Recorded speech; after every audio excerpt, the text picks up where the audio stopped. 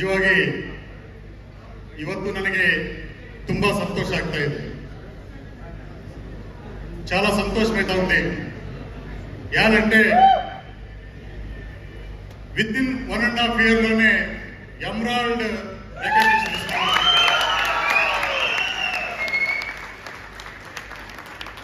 చాలా మందికి తెలుసు ఈ రికగ్నిషన్ తీసుకోవాల్సింటే ఎంత జర్నీ కష్టం ఉంటుంది అని చెప్పనేసి, అవునా కదా?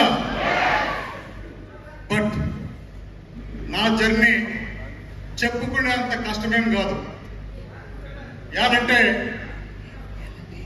సేఫ్ షాప్ లో పర్ఫెక్ట్ గా సక్సెస్ పాత్ ని ఫాలో చేస్తే చాలు. మన గ్రేట్ లీడర్స్ వికాస్ యాదవ్ గురూజీ కావచ్చు, మనందరి సౌత్ ఇండియన్ బాద్షా సోమశంకర్ గురూజీ కావచ్చు, సతీష్ గురూజీ కావచ్చు, నరేంద్ర గురూజీ కావచ్చు, వీళ్ళందరూ కూడా సేఫ్ షాప్ లో మన కన్ను ఎదుర్కొనేట్లా సక్సెస్ లీడర్ అనమాట. వాళ్ళ బాటలో మనం నడిచినామంటే ఖండితంగా సక్సెస్ అవుతామన్న దానికి ఇదే కారణం, సాక్ష్యం అనమాట. అవునా కదా?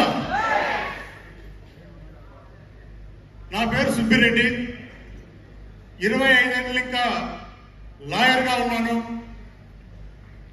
Last 1.5 years back Safe Shop ఆపర్చునిటీని నరేంద్ర సార్ ద్వారా ప్లాన్ వినే ముఖాంతరంగా విన్నానమాట. ప్లాన్ విన్న తర్వాత కూడా సుమారుగా 15 దినాలు షాపింగ్ చేయలేదు. ఎందుకంటే నేను ప్రొఫెషనల్ గా ఆల్రౌండర్ లాయర్ అయ్యి నేను ఎలా అంటే అలా ಯಾವ కంపెనీలే కట్టాలా కంపెనీలే పోయేకి అయ్యేదనమాట. అవునా కదా? కాబట్టి సేఫ్ షాప్ గురించి సరే సుమారు 15 to 20 days నేను స్టడీ చేస్తాను అనమాట. స్టడీ చేస్తే నాకు తెలిసిందంటే 21 years అప్పటికి, అంటే 1.5 years బ్యాక్ 21 years ಯಾವುದೇ ఇష్యూస్ లేకుండా, ಯಾವುದೇ ರೀತಿగా ఇల్లీగల్ ఫార్మాలిటీస్ లేకుండా పూర్తి లీగల్ గా నడుస్తూ ఉండే successful company safe shop company. నాకు అర్థమైందంటే ఈ సేఫ్ షాప్ కంపెనీలో సింగిల్ ఎల్పీ కూడా ఇల్లీగల్ గా ట్రాన్సాక్షన్ అయ్యలేదు. 21 years ఇంకా పూర్తిగా లీగల్ గా నడుచుకొని వచ్చింది. అంతేకాదు ఈ లీగల్ గా నడుచుకొని వచ్చిన దాంట్లోనే దీంట్లో సక్సెస్ అయ్యింది వాళ్ళు చూస్తే కదా, ఎట్లా సక్సెస్ అయ్యింది. ఫుట్పాత్ లో తరకారీ అమ్ముకునే వాళ్ళు డైమండ్ అయినారు, ఒక స్టూడెంట్ డైమండ్ అయింది, ఇంట్లో పని చేసుకునే ఆడబిడ్డలు డైమండ్ అయినారు, టైలరింగ్ చేసే ఆడబిడ్డలు డైమండ్ అయినారు, పార్ట్ టైం చేసేటోళ్ళు డైమండ్ అయినారు, ఇంటింటికి సిలిండర్లు సప్లై చేసేటోళ్ళు డైమండ్ అయినారు. అంతేకాకుండా ఐపీఎస్ ఆఫీసర్లు, కేఎస్ ఆఫీసర్లు అంతా సేఫ్ షాప్ ఉన్నారని చెప్పి నాకు అర్థమయ్యే వాళ్ళంతా సక్సెస్ అయ్యేట్ల విచారాన్ని నేను తెలుసుకుంటాను అనమాట. వాళ్ళంతా సక్సెస్ అయితే నేను ఎందుకు సక్సెస్ కాకూడదు అని చెప్పేసి డిసైడ్ చేస్తే, సేమ్ టైం ఇవాళ నేను లాయర్ ఉద్యోగం చేస్తా ఉన్నా కూడా నాకు 850 కేసెస్ ఉండే. నేను సేఫ్ షాప్ లోకి ఎంట్రీ అయిన బదులుకి నా ఇన్కమ్ అప్పటికి 8 ఇంకా 10 లక్షల ఇన్కమ్ ఉండే. అలా ఇన్కమ్ ఉన్నాడు ఈ సేఫ్ షాప్ నాకు రావాల్సిన అవసరమేముంది అని చెప్పి విరోధం చేయాల.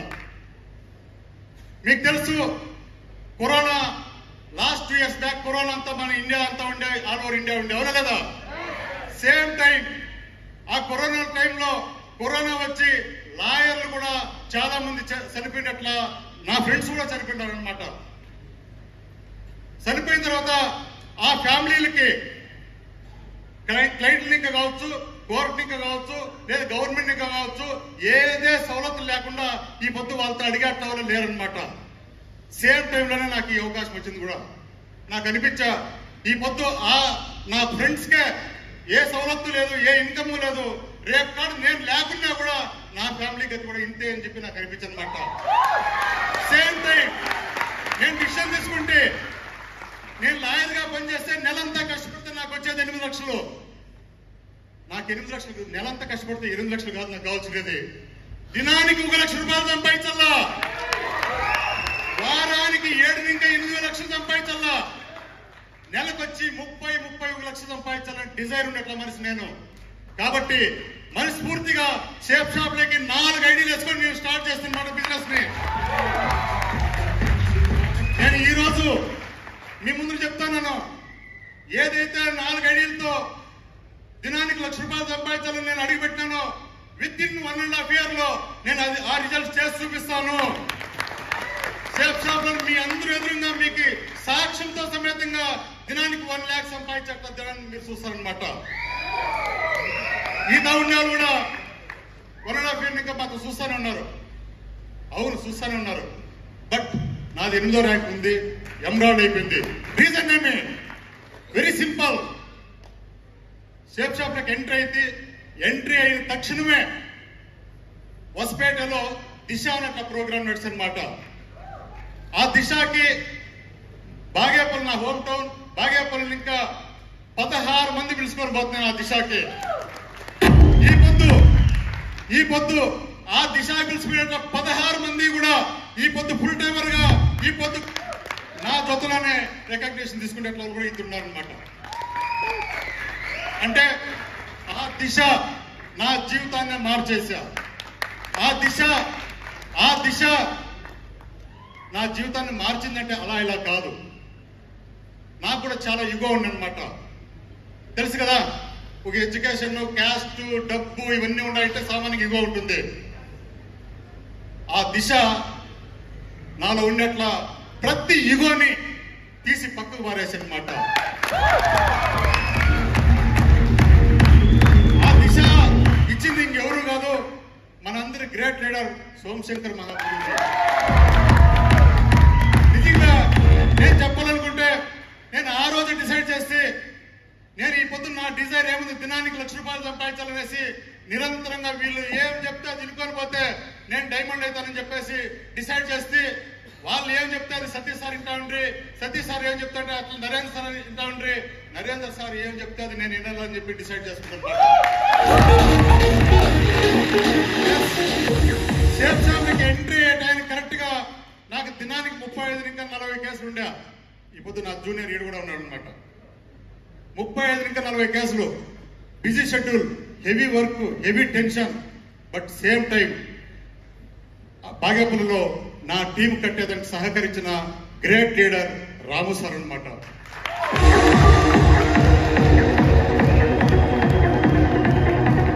ఆ తర్వాత తిరుమల సార్ కూడా వచ్చారనమాట. నిజంగా వాళ్ళిద్దరూ అడుగడుగునా వాళ్ళు నిలబడి నా టీం కట్టాక పనిచేసి అనమాట.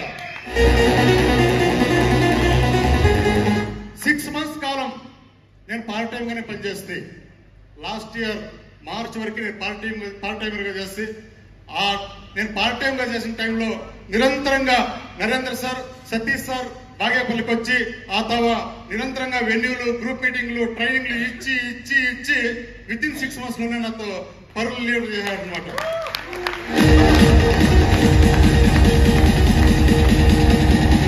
ఈ పొద్దు ఆల్ ఓవర్ ఇండియాలోనే సుబ్బిరెడ్డి టీమే బెస్ట్ పర్ఫార్మర్ అవార్డు కూడా తీసుకునే చరిత్ర. ఈ పొద్దు బెస్ట్ పర్ఫార్మర్ అవార్డు తీసుకున్నామంటే రీజన్ ఏమంటే నా ఎంటైర్ టీంలో నరేంద్ర సార్ సిస్టమ్ ని ఇన్వాల్వ్మెంట్ చేయించినాను అనమాట, సిస్టమ్ గా నడిపించినాను అనమాట. కాబట్టే బెస్ట్ పర్ఫార్మర్ అవార్డు తీసుకోను అనమాట. Not only best performer award, నేను వచ్చిన ప్రతి కాంటెస్ట్ లోన హైయెస్ట్ కాంటెస్ట్ అచీవ్మెంట్ చేయించిన అనమాట మా టీంలో. ఫస్ట్ కాంటెస్ట్ లో 6 మంది అచీవ్మెంట్ అయిండ్రి, సెకండ్ కాంటెస్ట్ లో 14 మంది అయిండ్రి, థర్డ్ కాంటెస్ట్ లో 16 మంది అయిండ్రి, నెక్స్ట్ కాంటెస్ట్ 24 మంది కాంటెస్ట్ అచీవ్మెంట్ అయింది.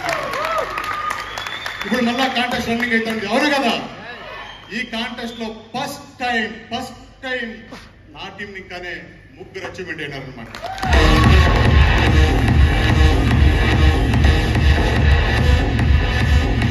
ఈ పొద్దు ఇలా రిజల్ట్ చూస్తున్నామంటే సుబ్బిరెడ్డి అనేది ఏమీ లేదు, ఓన్లీ సిస్టమ్. అంటే